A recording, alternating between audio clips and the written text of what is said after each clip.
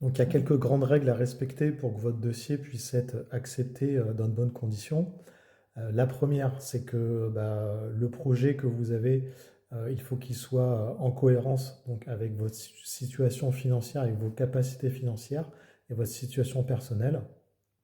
Deuxièmement, il faut qu'on puisse justifier donc d'une régularité de vos revenus et d'une pérennité de vos revenus.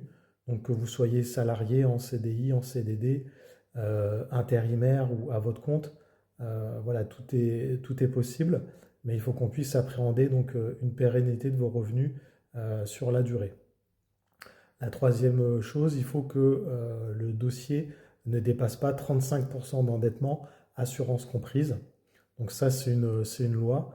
Et après, à la marge, les banques ont des quotas pour des quotas de dossiers qu'elles peuvent accepter et qui peuvent dépasser voilà, un petit peu les 35%. Mais d'une manière générale, il faut respecter ce critère d'endettement. La quatrième chose, c'est également avoir des comptes entre guillemets propres, donc un comportement bancaire sain, c'est-à-dire des comptes qui soient bien tenus, pas à découvert, pas trop de commissions d'intervention, pas de frais de rejet de prélèvement ou de virements atypiques.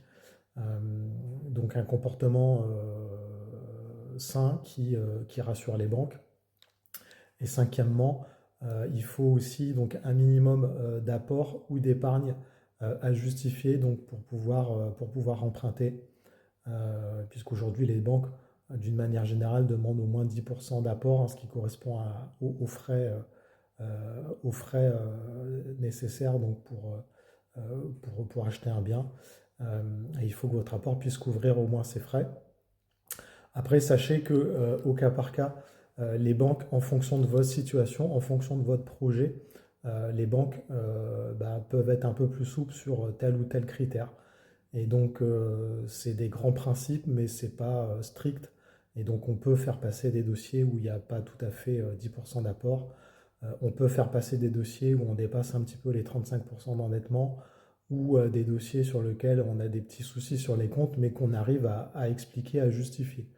Donc, si vous souhaitez avoir une étude, voilà, une étude personnelle, voilà, pour justifier votre capacité d'emprunt et valider la faisabilité de votre projet, n'hésitez pas à me contacter.